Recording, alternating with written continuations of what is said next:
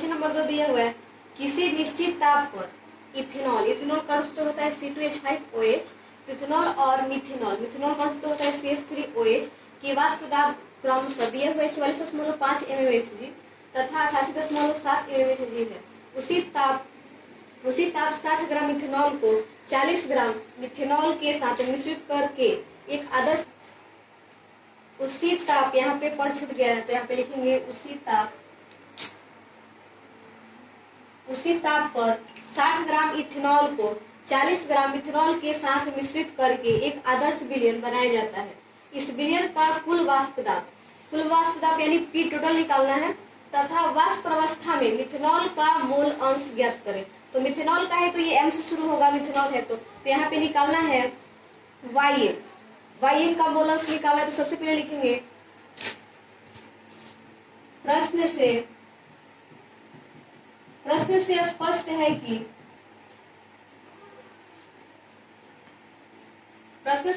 है कि यहाँ पे लिखेंगे सबसे पहले इथेनॉल,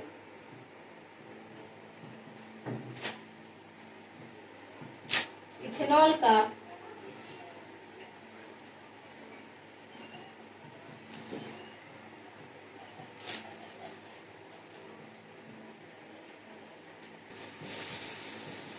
प्रश्न से स्पष्ट है कि शुद्ध अवस्था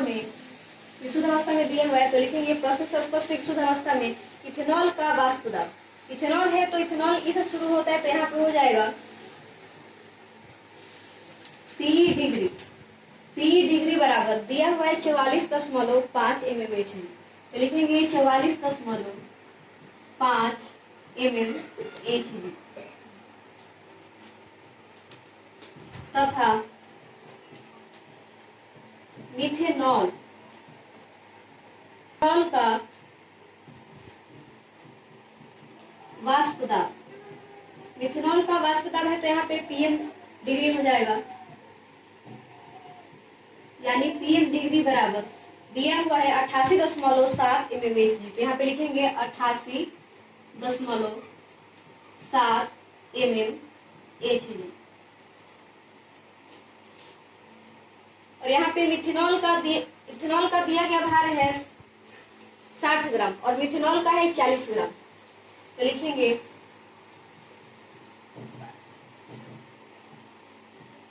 इथेनॉल का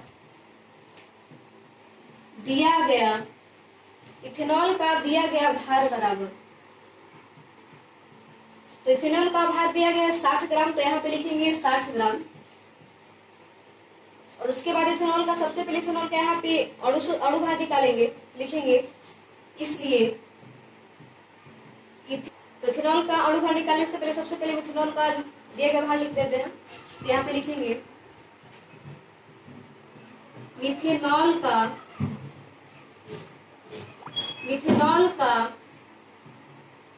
दिया गया भार बराबर, तो मिथेनॉल का दिया गया भार यहाँ पे है 40 ग्राम तो यहाँ पे लिखेंगे 40 ग्राम। इसलिए अब इसके बाद इथेनॉल और मिथेनॉल का अणु भार निकालेंगे, लिखेंगे इथेनॉल, इसलिए इथेनॉल का सूत्र होता है C2H5OH तो इथेनॉल का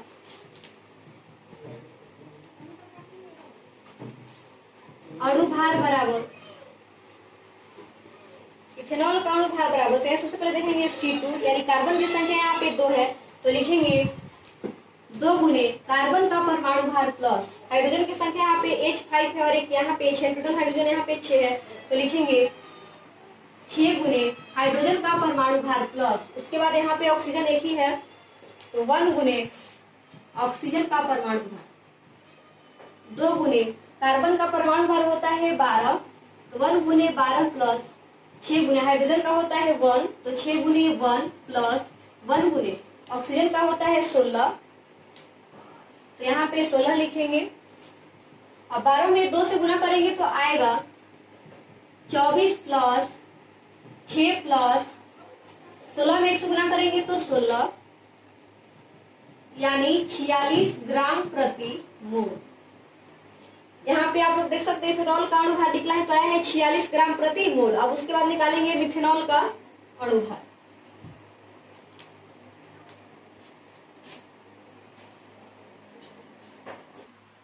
उसके बाद अब निकालेंगे मिथेनॉल का, तो यहाँ पे लिखेंगे मिथेनॉल।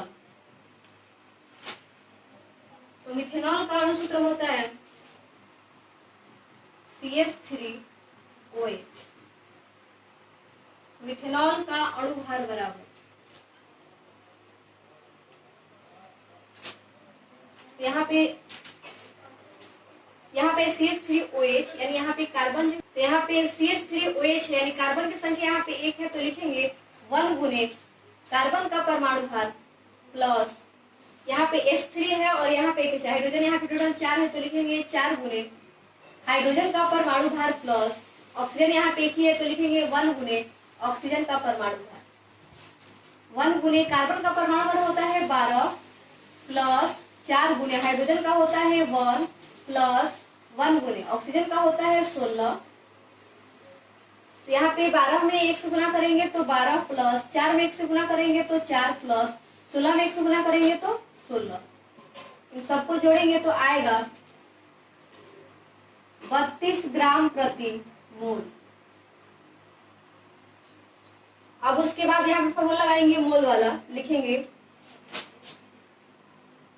इसलिए सूत्र मोल बराबर, सूत्र मोल बराबर होता है दिया गया भार बाई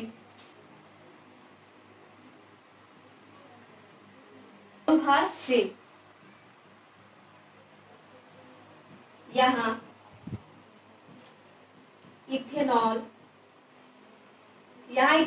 के मोलों की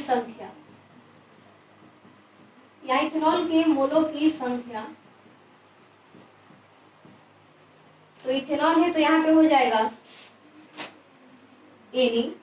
तो एनी बराबर दिया गया भार, इथेनॉल का दिया गया भार कितना दिया हुआ है, इथेनॉल का है 60 तो यहाँ पे लिखेंगे 60 और अणु भार निकाले इथेनॉल का तो आया है 46। इसको 2 से कटाएंगे तो ये 30 बार में और ये 23 बार में, यानी यहाँ पे हो गया 30/23 मोल, यानी इथेनॉल के मोलों की संख्या आ गया 30/23 मोल। अब उसके बाद निकालेंगे मिथेनॉल के मोलों की संख्या, लिखेंगे अब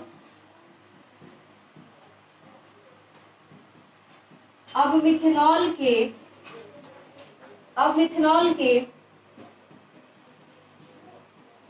मोलों की संख्या, मिथेनॉल के मोलों की संख्या, तो मिथेनॉल है तो यहाँ पे हो जाएगा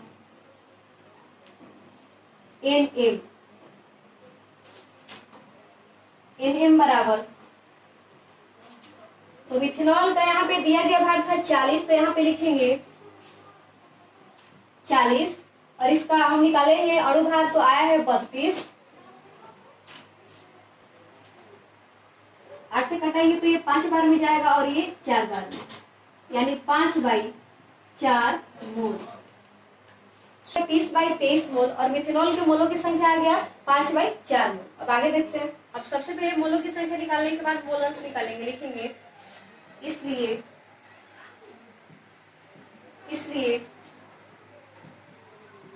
इथेनॉल का मोल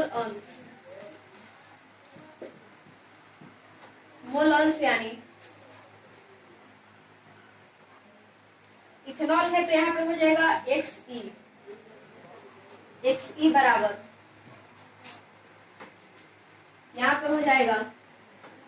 निकालना होता है उसका मोल ऊपर रखते हैं और नीचे टोटल मोल, तो यहाँ पे निकालना था इथेनॉल का मोल अंश, तो इथेनॉल का मोल यहाँ पे क्या है एनी, तो एनी को हम ऊपर रखेंगे और नीचे टोटल मोल रखेंगे, यानी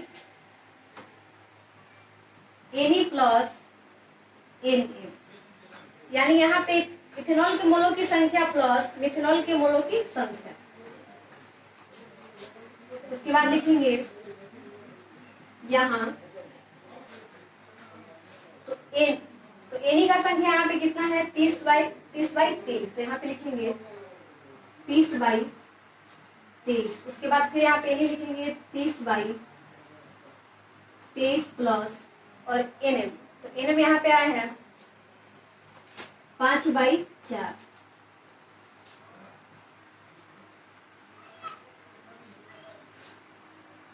अब उसके बाद 23/4 का लघुत्तम निकालेंगे। 23 और 4 का लघुत्तम निकालेंगे तो आएगा 92। 23 से 92 में भाग देंगे तो यहाँ पे आ जाएगा 4 और 4 में 30 से गुना करेंगे तो 120 प्लस, अब 4 से 92 में भाग देंगे तो 23 में 5 से गुना करेंगे तो 115, और यहाँ पे ऊपर हो जाएगा 30/23 बराबर 30/23, यहाँ पे हो जाएगा 120 में 115 जोड़ेंगे तो आएगा 235/92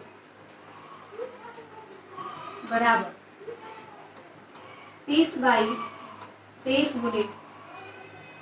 92/235। 30 से कट जाएगा 4 बार में, और ये 5 से कटाएंगे तो 6 बार में, और ये 47 बार में। अब यहाँ पे 6 में 4 से गुना करेंगे तो आएगा 24/47 बराबर, भाग देंगे तो यहाँ पे आ जाएगा 0.51,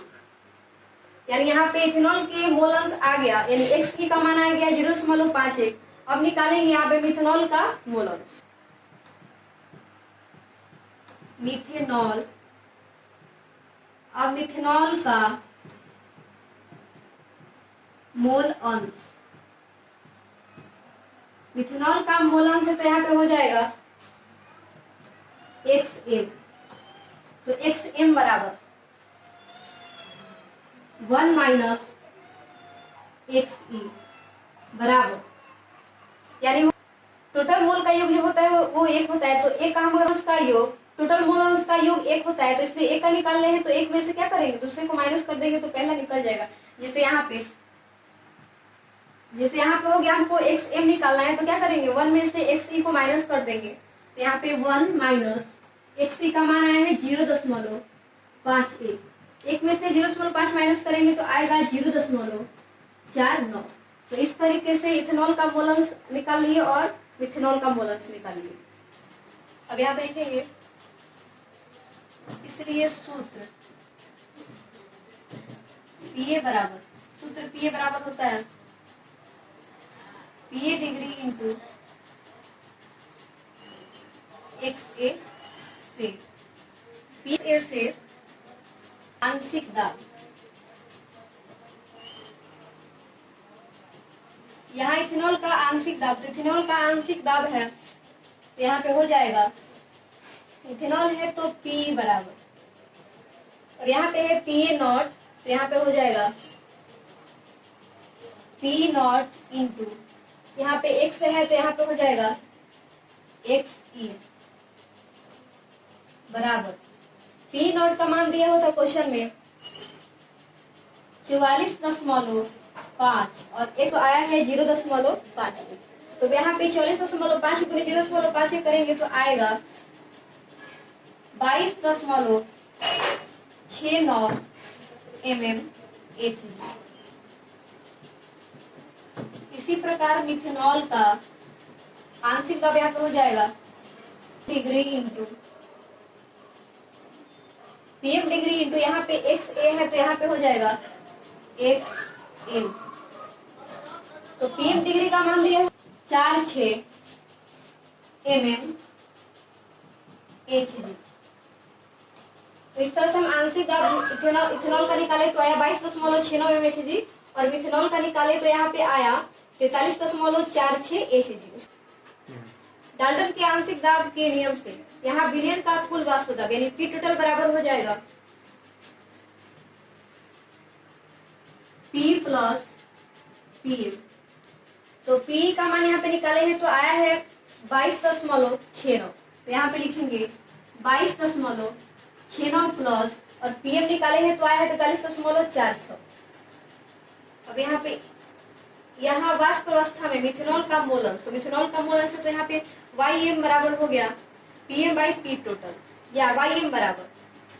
तो यहाँ पे Pm का मान कितना है, Pm निकाले हैं तो आया है 43., यहाँ पे Pm निकाले 43.46 और पी टोटल निकाले हैं तो पी टोटल आया है 66.15। अब भाग देंगे इसमें तो आएगा 0.6569, यहाँ पे हो जाएगा 0.657 लगभग। क्वेश्चन में निकालना था कुल वाष्प दाब, यानी पी टोटल निकालना था, तो पी टोटल का मान निकाले तो यहाँ पे है 66.15 mmHg, तो एक आंसर ये हुआ। और दूसरा निकालना था वाष्प अवस्था में मिथेनॉल का मोलंश, तो वाष्प अवस्था में मिथेनॉल का मोलंश निकाले हैं तो इसका आंसर आया है 0.657, तो एक ये आंसर हुआ। चलिए आज के वीडियो में बस इतना ही, मिलते हैं अगले वीडियो में नए क्वेश्चन के साथ, तब तक के लिए राधे राधे।